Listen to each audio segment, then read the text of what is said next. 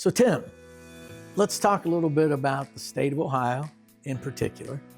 Certainly you cover what, multiple states, right? Yeah, historically, past lives, I've been supporting over 18 states with live business and partnership to deliver services and products. So fairly comfortable. I know one thing about states, you know one state, you know one state. So it's no different when you move down into the political subdivisions as you get into the county level. Each counties are unique, their goals, their objectives, their constraints, they're all unique. So you really have to get in, work, and understand what they're trying to accomplish. And it changes by administration as well.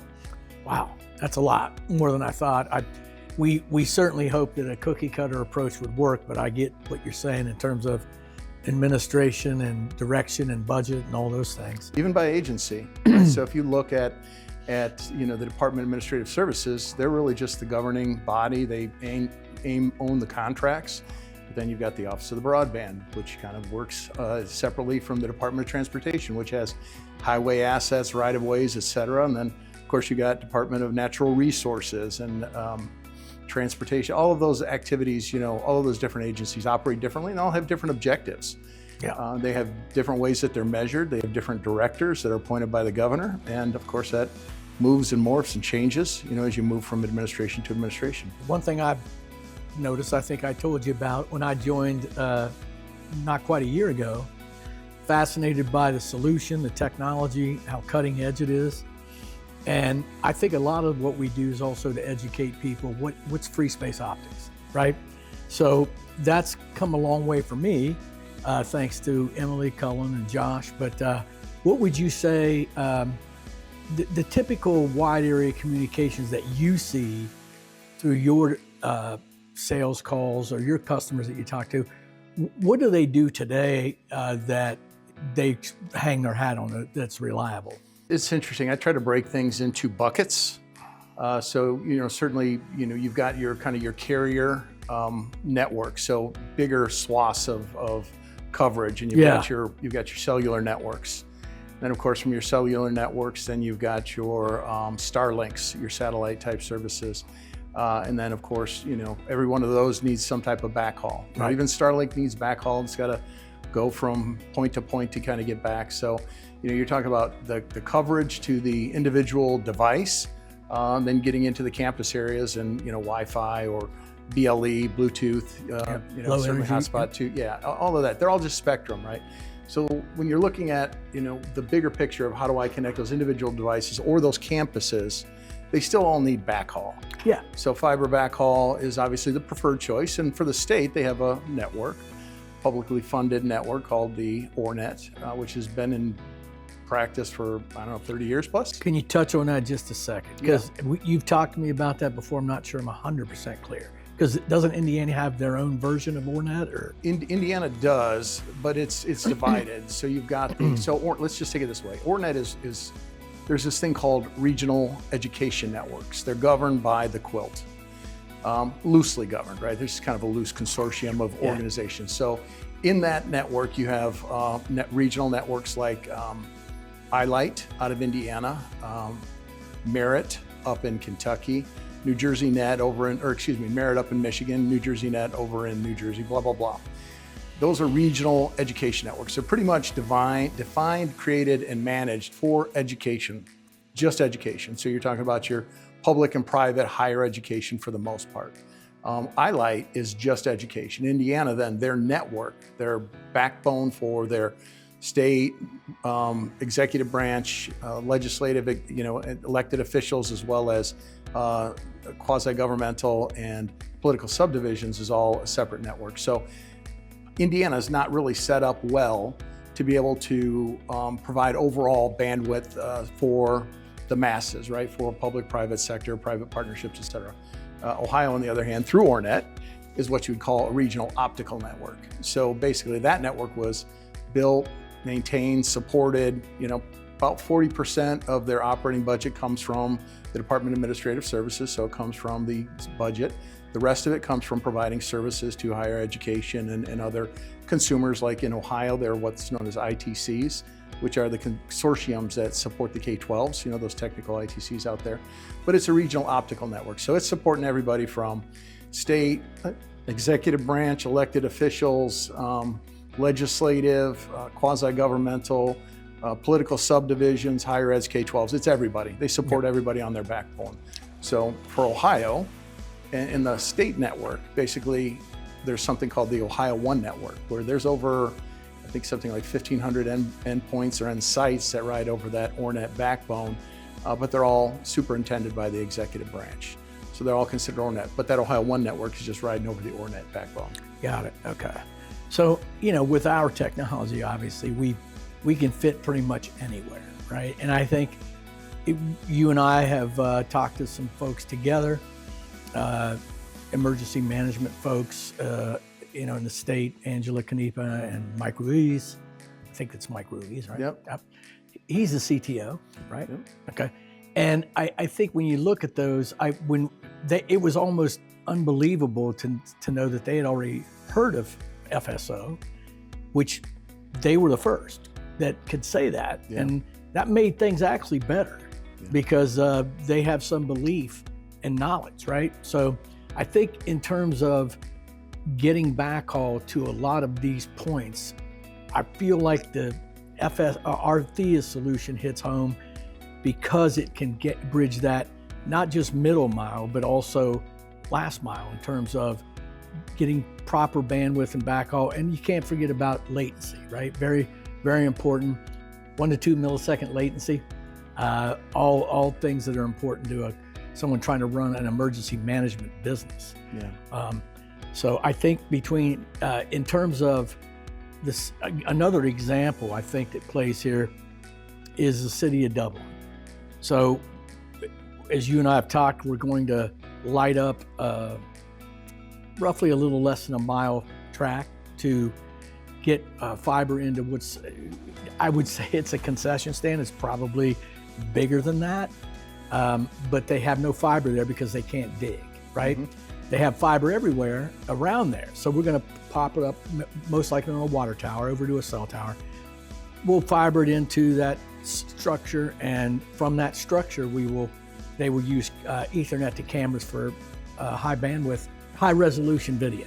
Okay. Yeah, high resolution video. Well done. Thank you. Good job for Zanesville. I love it. Yeah, it's not bad. I mean, 6th grade is not bad. All right. Yeah.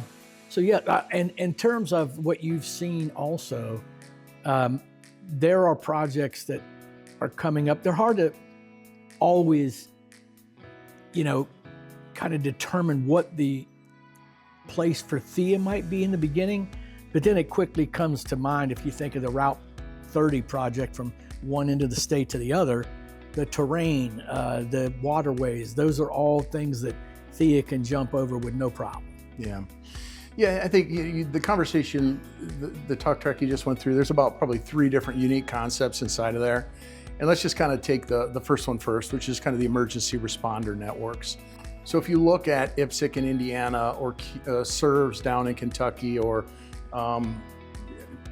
Marks in Ohio, all of them have one, Siren in West Virginia. What you see is it's a combination of the infrastructure includes, it really starts at the land mobile radio antennas. So whether it's Motorola or L3 Harris, you've got your waveguide antennas out there and they're communicating, they're propagating the signal to the two-way radios. From there, those towers are isolated. So yeah, you can talk to anybody in the tower. The way you talk from tower to tower and create geographical coverage is through backhaul. Right? So you got some redundancy between those towers. You can either ride a fiber network or you can ride over microwave backhaul or some type of a combination. And then that allows you to create simulcasts and create additional coverage. So regardless of where you're dispatching a emergency responder crew from Lucas County to address a natural disaster in Scioto County, they all can communicate over the same network system as long as they subscribe to the Marks, the Marks network, which they manage. The challenge for those networks is, as you stated, you can't get fiber everywhere, or it's not cost effective, or it takes too long. So you rely on the microwave backhaul, which is adequate. It's been out there for a long time. You've got some pretty good ranges of distance. Certainly if you're a public sector entity emergency responder, you can use licensed spectrum, from a FCC compliance perspective. But the bandwidth is limited. You can, you certainly can aggregate, bandwidth and get up to gig speeds and things of that nature. But it's still line of sight, and it still is limited, especially from the value of the tower asset itself. So, when you look at Marks, or you look at Kentucky they just put their first fiber backhauls into a couple of their new towers now, but everything else is just microwave. So now you're relying on a couple of in and out, and that's my redundancy of that tower. But you still have spurs that are isolated, so that if you lose the one, then the rest of those that daisy chain off of there are inactive. Also down. Yeah. So then they're isolated. Yeah, they're just down. So in instances like Marks, or any emergency responder, it's that redundancy, it's that physical path diversity, carrier diversity. It's getting to those areas that you might not be able to get to effectively. Yeah, you could do it with a microwave.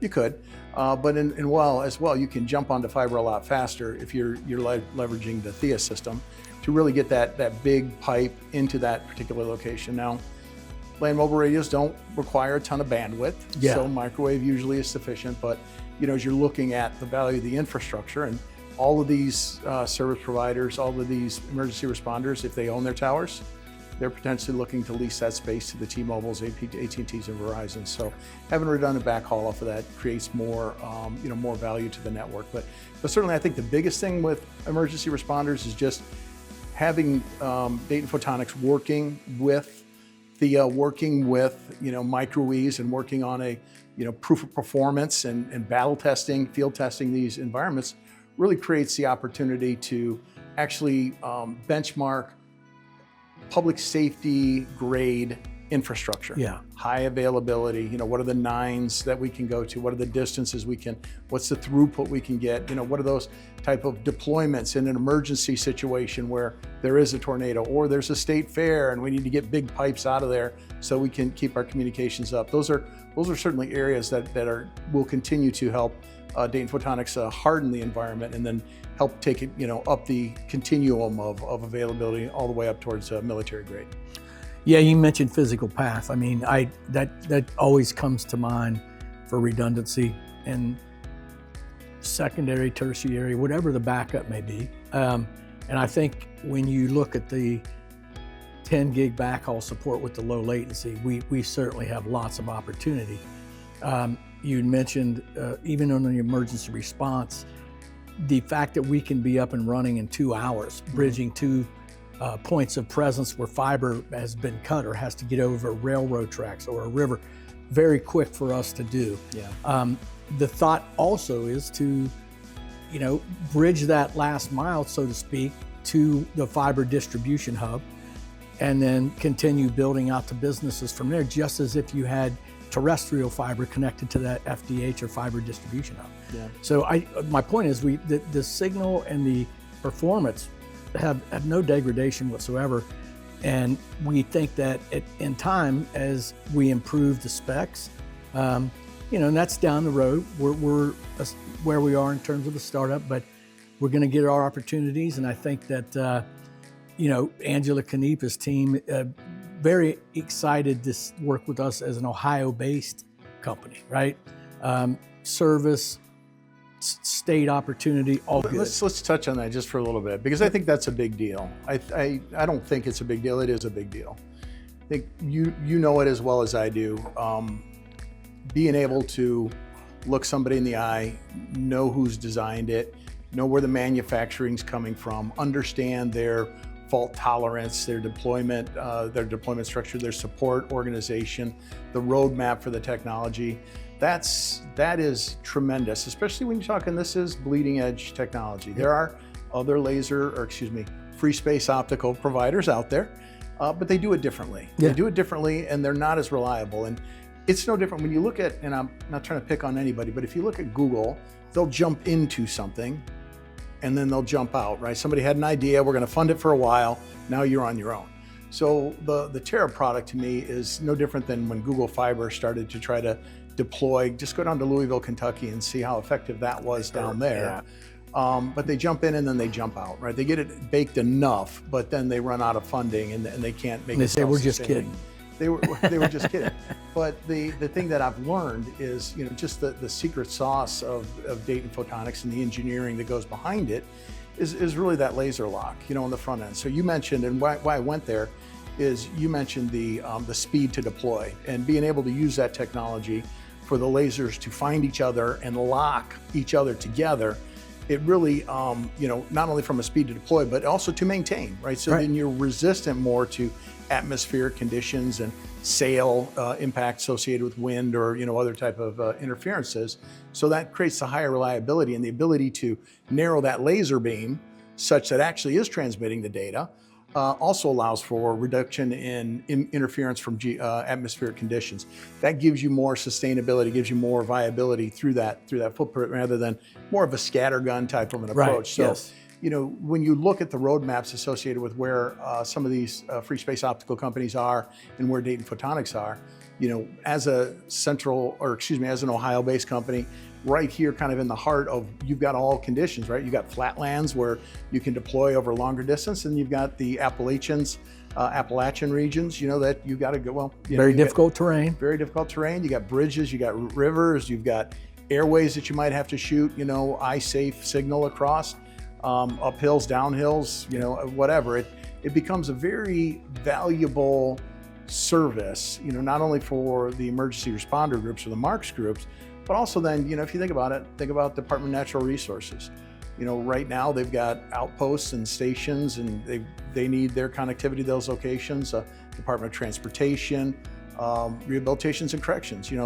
Some of the advantages that Thea has with the bandwidth, the 10 gig bandwidth. To me, some of those use cases aren't necessarily as valuable when you're just transmitting voice communications, but you go to a prison and that's your secondary communications. You run a lot of traffic over that. Yeah, and historically, at least from Ohio's perspective, I think most of the prison systems are built off the beaten path, right? So getting that connectivity is not a slam dunk. You're saying you're not building a prison in Dublin, Ohio? I don't think it would be approved. Yeah, but if it was, Thea would help. It would help. It would help, but I might move at that point. I don't know if I really want to be that close. Well, I think when we are so excited because we continue to evolve. In just a short period of time, we're already looking at manufacturing efficiencies. We're looking at form factor, which does matter. Eye test is always kind of a thing. Yeah. And as we continue to improve the performance of the product, we're excited to tackle different markets or different verticals. Yeah. And, we mentioned quite a few here in terms of what you see, but, I think airports are in there, right? You've seen in the States some of the challenges with airports having physical paths cut both for the primary and secondary runs of fiber, and they're in trouble at that point. So they need a third potentially or tertiary backup that our product Thea would absolutely shine in. And we continue to improve it. That's what we're really excited about. Yeah, there's definitely a market, in that space where you see a lot of new construction in Ohio, and hey, we're exchanging a lot of CAD diagrams, a lot of engineering documentation, standing that type of, of a solution up, and then maintaining it over time as you're, we'll get fiber in a year and a half, but in between here and there, getting the permitting the right of way and building that out, we've got our broadband backhaul or broadband to the internet access. And then, then it can maintain from a redundancy perspective, a high availability perspective. But I think one that is not really, we've talked about it a little bit, we haven't explored it enough, but when you look at more of those metropolitan networks, like Dayton, right? In Dayton, you're shooting from, this building to another building to another building, right? Well, we'll take an organization like Cleveland Clinic or IU Health or any of these healthcare institutions that have multiple facilities inside of a metro area. They have fiber to those locations, but certainly getting, bigger bandwidth, getting carrier diversity is a big deal. Diversity is where I'm thinking. And then when you talk about, well, we need more capacity, or we're building a new building, or, hey, this circuit is, coming, end of life, or whatever it might be, having the ability to network those buildings, rooftop, line of sight, free space optical, gear quickly and effectively, and being able to maintain it over time really diversifies your opportunity, and they do consume tons of bandwidth. So I think those type of use cases in the metro environments, are going to continue to evolve. And as the systems harden and as the availability and uptimes continue to increase and improve, and they're documented and supported, then those markets will open up as well. I agree. I think even in suburban areas, building to building, right? Because we know the fiber companies are only going to pull fiber into a building if the ROI is very attractive. Right. It just can't be average, right? And Thea can certainly do that in urban areas. Always in my mind is immune to RF. So you could put it in a congested urban area and nothing could really interfere with Thea in terms of RF, right? Yeah. So, and you touched on bandwidth needs. It just seems like it's going to get more and more critical, even in the data center business, for sure, right? How many pipes can you get into a data center that's crunching all that bandwidth? So we think we have so many different opportunities to pursue with Thea, but we've touched on some good ones, and we're excited to get moving. Yeah, you bring up another one, right? I'll just throw another one out there. You get into some of these regional governments, and maybe they've got their homegrown data center. Of course, there was a period of time where everybody was building their own data center. Now Right. they're kind of consolidating them back, right? Because power and natural resources are a challenge, of course. But you still have those out there. You take a county, Summit County, or just from a standpoint, I'm not trying to pick or isolate anybody individually, but they've got their data center and they've got pipe, and maybe they've saturated that, and then they're looking for being able to do some load balancing across a couple of different circuits, and it's going to take them a long time to really get through that whole process, and it's going to take them quite a bit of money, right, for the build out. So then it becomes cost prohibitive, right? So then it's like, well, yeah, if you can get quicker return on investment, and I can spend the money on Thea and be able to deploy that and get that either that additional capacity we need, or just even create that carrier diversity, higher availability type of environment, and you can do that more rapidly or in a more of an expedited manner, then you're not waiting 12, 18 months to get all of those things kind of in place. You can move on to the next one. Right. You can justify that spend now. You can put it into practice now, and sometimes that. On the commercial side, it's always, how can you get to cash faster? How can I get to revenue? On the public sector side, it's, I gotta just get this off my plate. Yeah. I just need to get this done. Somebody solve this problem for me. Absolutely. I got 15 other problems I got to deal with, and they're always changing. So I don't know what the next problem is going to be, but I'm probably going to find out today.